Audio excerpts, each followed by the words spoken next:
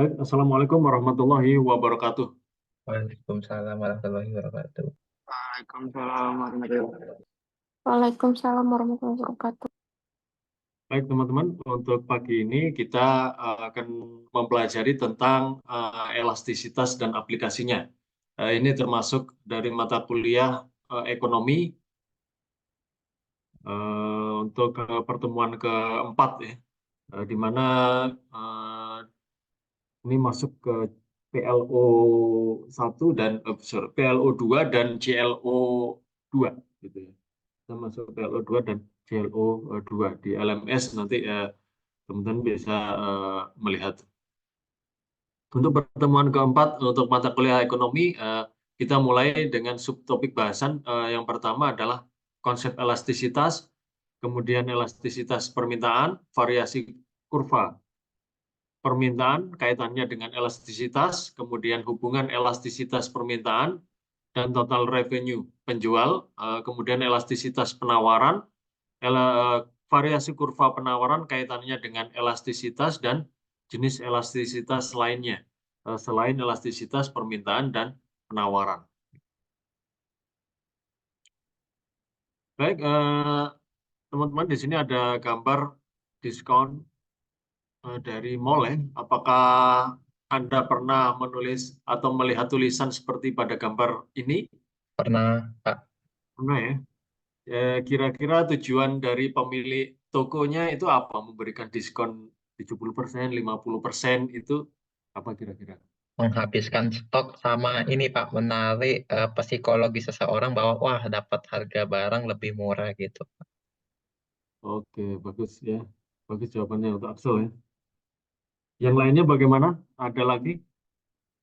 Apakah tujuan pemilik toko memberikan diskon ini? Sama sih Pak kayak tadi agar konsumen lebih tertarik juga kalau dikasih diskon lagi dengan Konsumen harga lebih yang apa tadi? besar, lebih tertarik Pak pada uh, Oke. ini pada barangnya. Oh iya, jadi konsumen lebih tertarik untuk membeli ya, seperti itu ya, Rehan ya. Oke. Ya juga bisa juga. Jadi untuk menambah volume penjualan maksudnya ya, seperti itu bisa. Oke, ada lagi yang lain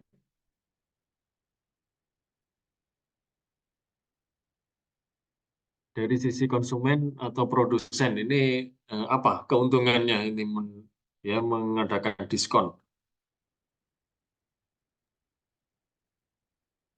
Agar roda perekonomian berjalan lebih baik, Pak. Karena semakin banyaknya spending, pergerakan roda perekonomian semakin bagus. Ya, jadi meningkatkan perekonomian ya, juga bisa juga ya, karena eh, semakin itu ya barang akan semakin laku terjual ya dan juga begitu. Oke, baik. Jadi sebenarnya kalau teman-teman melihat sudah pernah mengalami kejadian seperti ini, maka sebenarnya teman-teman sudah menerapkan konsep elastisitas dalam kehidupan sehari-hari ya. Seperti itu. Jadi bagaimana pemilik toko tersebut memberikan diskon untuk tujuannya adalah untuk meningkatkan volume penjualan yang pertama ya. Kemudian yang kedua tadi untuk bisa menghabiskan stok, kemudian sampai meningkatkan perekonomian. Nah, itu semuanya bisa dikaitkan dengan elastisitas ya. Bagaimana suatu harga bisa diturunkan untuk supaya menarik permintaan produk secara lebih tinggi gitu ya. Seperti itu.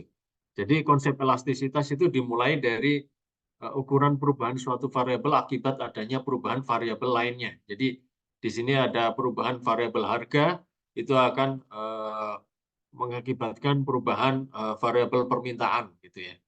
Jadi semakin harganya turun, permintaan akan semakin naik gitu ya. Demikian juga sebaliknya. Kemudian sejauh mana permintaan berubah jika ada perubahan dalam harga produk ya. Kemudian atau dengan kata lain elastisitas juga dapat diartikan sebagai tingkat kepekaan. Artinya bagi seberapa peka permintaan itu apabila harganya turun atau harganya naik. Permintaan konsumen itu akan merespon dengan cepat atau lambat gitu ya. semakin cepat permintaan konsumen itu merespon perubahan harga, maka semakin elastis barang tersebut. Gitu. Semakin lambat permintaan konsumen itu merespon perubahan harga, maka semakin inelastis barang tersebut. Seperti itu. Elastisitas harga, elastisitas permintaan dilambangkan dengan ED atau elastisitas demand, ya, yaitu mengukur besarnya perubahan jumlah yang diminta akibat adanya perubahan harga output. Jadi misalkan perubahan harganya naik 10%, ya. Harganya naik 10%, kemudian permintaan konsumen akan turun sebesar 20%, ya. Maka elastisitas demand-nya itu sama dengan negatif 20% per 10%. Artinya persentase perubahan Q dibagi persentase perubahan P-nya. Jadi koefisien elastisitas demand kita dapatkan negatif 2 di situ, ya. Kalau ditanda mutlakan itu akan sama dengan 2. Itu lebih dari 1. Artinya barang tersebut dikategorikan sebagai barang yang elastis. Jadi barang yang elastis itu apabila harganya naik 10%, maka permintaan atau Q-nya turun lebih dari 10%, gitu ya. Misalkan 20% di sini. Itu adalah barang dengan kategori elastis, gitu. Dan ada hubungan negatif pada kedua variabel, yaitu permintaan dan harga. Kalau harganya naik, permintaan akan turun. Kalau harganya turun, permintaan akan naik. Seperti itu. Jadi tanda koefisien negatif itu seperti itu. Jadi hubungannya negatif. Kemudian bagaimana cara menghitung persentase perubahan? Persentase perubahan itu diformulasikan sama dengan nilai akhir dikurangi nilai awal dibagi nilai awal kali 100%. Misalkan kita mau menghitung perubahan dari titik A ke titik B. Ya. Dari titik A ke titik B, maka persentase perubahan P-nya itu nilai awalnya adalah 25.000, nilai akhirnya adalah 30.000. Ya. Kalau permintaan, nilai awalnya adalah 12, nilai akhirnya adalah 8. Jadi persentase perubahan P-nya itu 30.000 dikurangi 25.000 per 25.000 kali 100%. Itu sama dengan 20%. Ya. Kemudian persentase perubahan Q-nya itu 8 dikurangi 12, ya.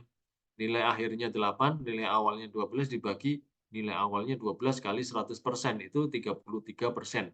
Jadi elastisitas demand-nya bisa kita dapatkan sama dengan persentase perubahan Q terhadap atau dibagi persentase perubahan P. Itu sama dengan 1,65 di sini, ya. Begitu. Permasalahan muncul ketika perubahan dimulai dari titik B menuju titik A. Kalau tadi kita menghitung dari titik A ke titik B, ya, itu 1,65. Kalau dihitung dari titik B ke titik A itu akan berubah nilainya, akan berbeda nilainya. Itu menjadi suatu masalah. Maka untuk mengatasi masalah tersebut, kita gunakan metode nilai rata-rata di sini. Metode nilai rata-rata yaitu dimulai dari titik manapun hasil elastisitasnya akan tetap sama. Meskipun dari titik B ke titik A atau dari titik A ke titik B, maka elastisitasnya akan sama, gitu, ya. Yaitu formulanya adalah nilai akhir dikurangi nilai awal dibagi nilai rata-rata kali 100%. Sini. Nah, misalkan perubahan dari titik B ke titik A, ya. B ke titik A. Berarti nilai awalnya adalah 30.000, nilai akhirnya 25.000 untuk P-nya, ya.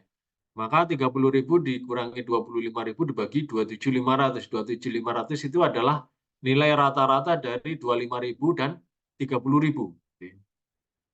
Dikalikan 100% itu 18,18%. Kemudian untuk persentase perubahan Q-nya, itu nilai akhirnya itu 8, ya.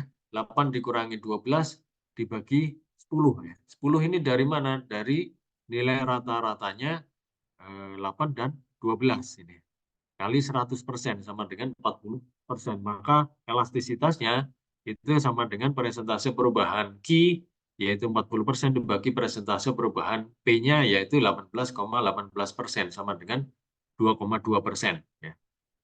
Ini untuk 2,2% ini sama nilainya apabila kita menghitung dari titik A ke titik B. Ya. Itu sama juga.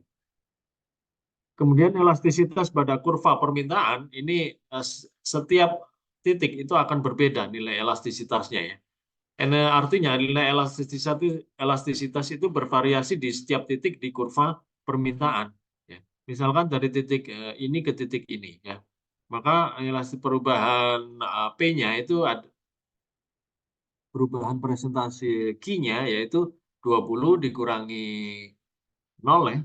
20 dikurangi 0 dibagi 10 ya. 10 itu adalah rata-rata 0 dan 20 ya, kali 100%. Itu didapatkan 200%. Demikian juga 67%. 67% ini diperoleh dari 100 dikurangi 50 dibagi 75. 75 itu rata-rata 50 dan 100 ya.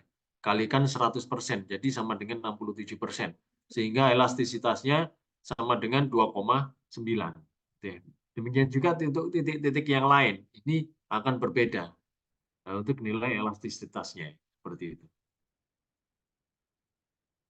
Untuk beberapa jenis kurva permintaan, ya, beberapa jenis kurva permintaan atau elastisitas kurva permintaan itu yang pertama adalah kurvanya berbentuk vertikal tegak lurus ya. Artinya perubahan permintaan itu tidak berpengaruh terhadap perubahan harganya.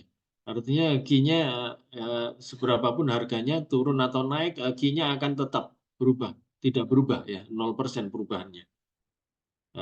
Ini disebut sebagai kondisi inelastis sempurna, kasus ekstrim, yaitu dicirikan ED-nya sama dengan 0 ya. ED nilai mutlaknya sama dengan 0 ya. Jadi misalkan contohnya apabila di kondisi perang ya atau kondisi mendesak atau darurat, maka obat-obatan ya, barang obat-obatan itu akan menjadi barang yang inelastis sempurna ya. Berapapun harganya, permintaannya akan tetap tidak berubah gitu ya. Seperti itu. Atau barang dengan kondisi mendesak yang lainnya. Kemudian yang kurva yang kedua itu adalah kondisi inelastis ya. Artinya perubahan permintaan itu lebih kecil dari perubahan harganya. Presentasi perubahan permintaan lebih kecil dari perubahan harganya. Misalkan harganya turun 10%, maka Q-nya akan naik kurang dari 10%. Ya. Seperti itu. Jadi contohnya kebutuhan pokok ya. Itu beras, bensin, atau minyak goreng misalkan ya, atau sagu di Papua ya, atau gandum ya di Eropa gitu ya. Itu barangnya inelastis ya. Cirinya adalah ED-nya kurang dari 1. Kemudian yang ketiga adalah unitary elastis, artinya perubahan permintaan itu sebanding dengan perubahan harganya. Ya. Apabila harganya turun 10%, maka permintaan akan naik 10% juga, sama gitu ya. Ini namanya unitary elastis gitu ya. ED-nya sama dengan 1 ya. Misalkan apa? Misalkan barang sekunder atau barang misalkan barang sekunder itu barang elektronik ya. Itu bisa jadi perubahannya sama dengan perubahan harganya. Perubahan barang yang dibeli sama dengan perubahan harganya ya. Misalkan harganya naik 10% ya, maka permintaan akan turun ya 10% gitu ya. Ya, seperti itu. Kemudian yang keempat ini adalah kurva elastis ya. Kurva elastis artinya perubahan permintaan itu lebih besar dari perubahan harganya. Ya. Apabila harganya turun 10%, maka permintaan akan naik lebih dari 10%. Ya. Ini namanya kondisi elastis. Contohnya adalah misalkan barang tersier ya, barang tersier atau juga makanan minuman kekinian ya, bubble tea gitu ya. Itu apabila harganya naik 10% misalkan ya, maka permintaan atau jumlah yang dikonsumsi akan turun sebesar lebih dari 10% gitu. Demikian juga sebelumnya. Sebaliknya, apabila harganya turun 10%, maka jumlah barang yang dikonsumsi bisa naik lebih dari 10% gitu. Kemudian yang terakhir adalah elastis sempurna ya. Jadi tingkat harganya tetap, namun permintaannya akan tetap tinggi ya. Permintaannya akan tetap tinggi. Ini disebut sebagai kondisi elastis sempurna, di mana ED-nya sama dengan tak hingga ya. Gitu. Jadi harganya meskipun harganya tetap, itu permintaan akan semakin tinggi ya. Ini dicirikan apabila produsen selalu habis stoknya, habis barang-barang yang dijual oleh produsen itu selalu habis terjual. Itu namanya elastis sempurna gitu ya. Misalkan barang-barang dengan pasokan yang terbatas ya, misalkan bensin ya, minyak tanah, itu pasokannya akan terbatas ya. Meskipun harganya tetap, itu akan permintaan akan semakin tinggi. Seperti itu ya. Baik, teman-teman, sampai di sini mungkin ada pertanyaan.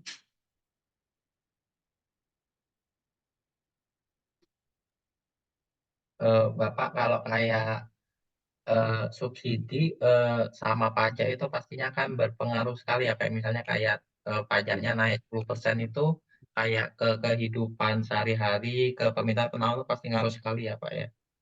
Iya. Jadi pajak itu atau subsidi itu akan berpengaruh terhadap elastisitas suatu barang gitu ya. Jadi maksudnya eh, dia semakin elastis barangnya ya, semakin elastis barangnya itu kan berarti konsumen akan merespon dengan cepat setiap perubahan harganya gitu ya. Jadi pajak akan lebih dibebankan kepada produsen nantinya. Tapi berbeda kalau subsidi. Kalau subsidi semakin elastis barangnya ya, semakin elastis barangnya berarti konsumen akan merespon ya dengan cepat setiap perubahan harganya. Maka lebih eh, meskipun subsidi konsumen dan produsen akan dapat bagian dari situ ya, seperti itu ya. Sebagian juga sebaliknya, semakin inelastis barangnya ya, konsumen tidak akan merespon dengan cepat setiap perubahan harganya, maka itu nanti pajaknya lebih besar pada produsennya ya, gitu. Semakin elastis barangnya, maka semakin konsumen akan mendapatkan beban pajak, gitu, seperti itu ya. Oke, baik, kita lanjutkan untuk elastisitas dan total penerimaan, gitu ya. Jadi untuk total penerimaan ini adalah jumlah uang yang dibayar oleh konsumen dan merupakan penerimaan bagi produsen. Jadi total revenue itu dirumuskan dengan harga dikalikan kuantitas ya, atau jumlah output yang dijual. Seperti itu. Kemudian elastisitas permintaan, misalkan ambil contoh sama dengan negatif 1,8 elastisitasnya, dan barang yang dijual adalah pakaian ya. Ketika harga pakaian 20.000 per unit dan jumlah yang dijual 12 unit, maka TR-nya itu sama dengan 20 kali 20.000 kali 12, yaitu 240.000 ya. Ketika harga pakaian 25.000 unit, 25.000 per unit dan jumlah barang yang terjual adalah 8 unit, maka TR-nya adalah 25.000 kali 8 gitu, 20.000 ya. Jadi ketika kurva D-nya ini elastis ya, kenaikan harga akan menyebabkan TR turun. Ya, kenaikan harga dari 20.000 ke 25.000 itu menyebabkan penerimaan turun dari 240 ke 200.000 ya. Artinya apa ini? Artinya untuk produk pakaian, strategi harga yang digunakan seharusnya penurunan harga atau diskon ya, seperti di gambar tadi ya. Jadi ini kalau kita lihat kalau harganya naik, ini penerimaan akan turun. Sebaliknya kalau harganya akan turun, penerimaan akan naik. Berarti strategi harga yang digunakan seharusnya penurunan P atau diskon. Seperti itu ya. Berbeda dengan barang misalkan beras ya. Kita ambil contoh beras ya. Dengan elastisitas negatif 0,82 ya. Ketika harga berasnya 20.000 per kilo dan jumlah yang terjual itu 12 kilo, sehingga TR-nya adalah 20.000 kali 12 ya, 240.000. Ketika harga berasnya 25.000 per kilo dan Q-nya 10 kilo, TR-nya itu adalah 25.000 kali 10 ya, 25.000 ya. Jadi ketika kurva D-nya itu inelastis ya, peningkatan harga akan menyebabkan TR meningkat. Peningkatan harga dari 20.000 ke 25.000 akan menyebabkan peningkatan penerimaan dari 240.000 ke 250.000 gitu ya. Maka pada barang inelastis seperti beras ini disarankan tidak perlu ada pemotongan harga. Ya, karena barangnya inelastis. Meskipun terjadi peningkatan harga, itu akan meningkatkan penerimaan. Dari uraian yang sudah kita pelajari tadi ya, apa yang menentukan tingkat elastisitas permintaan? Yang pertama, jika barang tersebut memiliki banyak barang substitusinya, maka semakin elastis barang tersebut. Yang kedua, jika barang tersebut sangat dibutuhkan oleh konsumen atau memiliki banyak kegunaan, maka barang tersebut akan semakin inelastis. Kemudian dalam jangka panjang, elastisitas akan semakin tinggi jika dibandingkan dengan jangka pendek. Baik, teman-teman, kita lanjutkan ke elastisitas penawaran. Setelah kita mempelajari elastisitas permintaan, elastisitas penawaran ini mengukur besarnya perubahan jumlah yang ditawarkan akibat adanya perubahan harga outputnya. Harga barang yang dijual, output ya. Misalkan ke penurunan harga 10%, maka akan menyebabkan penurunan jumlah barang yang dijual. Ya. 20%. Demikian juga apabila harganya naik 10%, maka harga yang dijual itu akan naik 20%. Ya. Sehingga elastisitas penawarannya sama dengan 2. Ketika harga naik, maka Q juga naik. Ini dilambangkan dengan slope kurvanya yang slope-nya positif. Jadi hubungannya positif. Berbeda dengan permintaan tadi ya. Apabila harganya naik, maka permintaan akan turun. Kalau ini apabila harganya naik, maka penawaran akan juga naik. Untuk kondisi kurva penawaran juga sama dengan permintaan, ada yang vertikal ke atas itu disebut kondisi inelastis sempurna, kemudian ada yang curam, itu disebut sebagai kondisi inelastis, di mana dicirikan ES-nya kurang dari 1, misalkan barang pertanian sulit diubah karena jumlah produksinya dalam jangka pendek, maksudnya ini produk pertanian yang produksinya harus jangka panjang. Itu dikategorikan masuk ke barang inelastis. Kemudian ada juga unitary elastis, di mana ES-nya sama dengan 1. Ya. Kemudian barang elastis tadi juga sama, ketika harga naik 10%, maka Q-nya akan naik lebih dari 10%. ES-nya lebih dari 1. Misalkan tadi kebalikan dari barang pertanian, yaitu barang industri. Kemudian elastis sempurna, di mana ES-nya lebih dari atau tetap tinggi ya. Jumlah yang ditawarkan Q akan tetap tinggi meskipun tingkat harganya tidak berubah.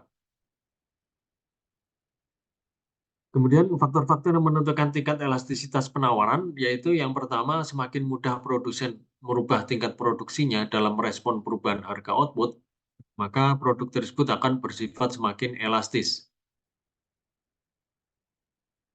Misalkan yang barang pertanian tadi ya, barang pertanian karena produksinya itu harus 6 bulan sekali misalkan ya, atau setahun 2 kali, maka dia akan menjadi barang yang inelastis. Berbeda dengan barang industri tadi. Kalau barang industri kan bisa setiap hari ya diproduksi, maka barang industri masuk kategori yang elastis ya. Karena semakin mudah produsen merubah tingkat produksinya. Kemudian dalam jangka panjang, elastisitas penawaran juga lebih tinggi dibandingkan pada jangka pendek. Karena jangka panjang produsen lebih memiliki fleksibilitas dalam merubah tingkat outputnya. Contohnya penawaran output pertanian bersifat lebih inelastis tadi ya, karena dibandingkan dengan produk industri. Karena sektor pertanian relatif lebih lama dalam memproduksi barangnya dibandingkan dengan sektor industri. Kemudian yang ketiga adalah elastisitas pendapatan. Elastisitas pendapatan itu mengukur respon dari jumlah konsumsi akibat adanya perubahan pendapatan. Ya. Jadi apabila pendapatan semakin meningkat, ya, namun namun perubahan permintaannya akan semakin turun, maka itu dikategorikan sebagai barang normal. Kita ulangi lagi ya, apabila harganya apabila pendapatan meningkat, namun permintaan yang dikonsumsi itu turun, itu dikategorikan sebagai barang inferior. Jika dicirikan elastisitas pendapatannya kurang dari 0. Misalkan sandal jepit ikan asin. Ya. Kalau pendapatan kita naik, maka permintaan atau jumlah konsumsi ikan asin akan turun. Apabila pendapatan kita naik, maka kita lebih memilih mungkin ikan segar ya, atau daging segar, atau telur ayam segar, atau telur bebek ya, daripada ikan asin ya. Kemudian apabila pendapatan kita naik, maka jumlah konsumsi sandal jepit juga akan turun ya. Apabila pendapatan kita naik, kita bisa membeli sandal gunung misalkan ya, atau sepatu ya, daripada mengkonsumsi sandal jepit gitu, seperti itu. Kemudian yang kedua adalah apabila pendapatan naik, maka permintaan juga akan naik. Ya. Contohnya adalah barang-barang normal, ya dikategorikan sebagai barang normal, misalkan pakaian, sepatu, bahan makanan. Ya. Apabila pendapatan kita naik, maka jumlah pakaian yang kita konsumsi, jumlah sepatu yang kita konsumsi, atau bahan makanan lain yang kita konsumsi akan juga naik. Itu dikategorikan sebagai barang normal. Jenis elastisitas yang keempat adalah elastisitas silang, ya, yaitu mengukur respon dari jumlah yang diminta untuk suatu barang akibat adanya perubahan dari harga barang lain. Ini menarik ya, presentasi perubahan permintaan suatu barang itu dipengaruhi oleh perubahan harga barang yang lainnya. Gitu ya. Yang pertama adalah untuk barang substitusi, elastisitas silangnya lebih dari 0, misalkan nasi dan mie instan ya. Jika harga nasi satu porsi naik, maka permintaan mie instan akan juga meningkat ya. Karena nasi dan mie instan itu adalah sama-sama pengganti ya, barang pengganti. Jika harga mie naik, maka harga beras juga akan naik gitu. Karena dia saling mengganti. Kalau di Madura misalkan harga nasi naik, maka harga jagung juga naik. Permintaan jagung juga naik gitu. Apabila harga jagung naik, maka permintaan beras juga naik ya. Untuk barang pelengkap atau komplementer, elastisitas silangnya kurang dari 0. Artinya apabila terjadi perubahan harga pada suatu barang lain, itu akan mengakibatkan penurunan perubahan permintaan pada suatu barang tertentu. Misalkan komputer dan software. Jika harga komputer naik, maka permintaan software akan turun. Ya, karena komputer dan software itu adalah barang komplementer atau saling melengkapi. Demikian juga apabila harga gula naik, maka permintaan kopi akan turun gitu ya. Atau harga kopi naik, maka permintaan gula akan turun. Itu karena barang itu adalah barang komplementer atau pelengkap. Baik, sampai di sini mungkin ada pertanyaan atau masukan dari teman-teman. Silakan. Permisi Pak, mau tanya kan Ya, tadi mengenai ya. permintaan penawaran kan fokusnya ke perusahaan yang jualan barang. Nah, kalau perusahaan yang Ya. jualan jasa itu bagaimana Pak? Terima kasih Pak. Oh iya, iya, ya. Jadi untuk elastisitas kategori barang dan jasa itu akan diasumsikan sama gitu ya. Diasumsikan sama. Kalau misalkan pada permintaan ini ya, jasa misalkan jasa pengiriman atau kargo ya, itu juga sama, diasumsikan sama seperti ini ya. Akan TR-nya akan naik ya, seperti itu ya. Oke, Axel, oke. Baik, Baik Pak. ya. Makasih Axel. Yang lain mungkin ada pertanyaan?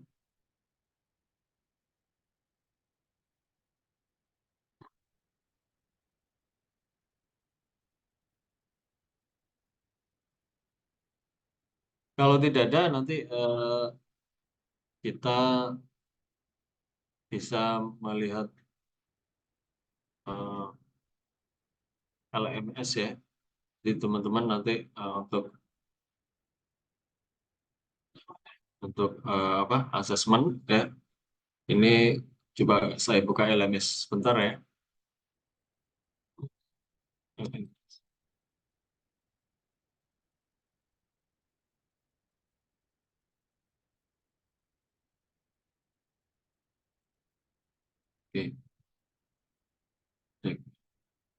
cek LMS-nya. X.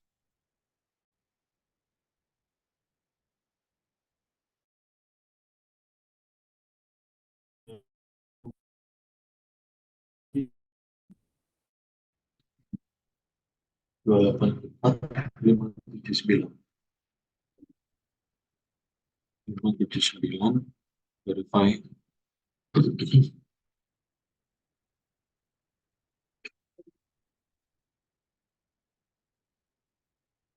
Kalau ini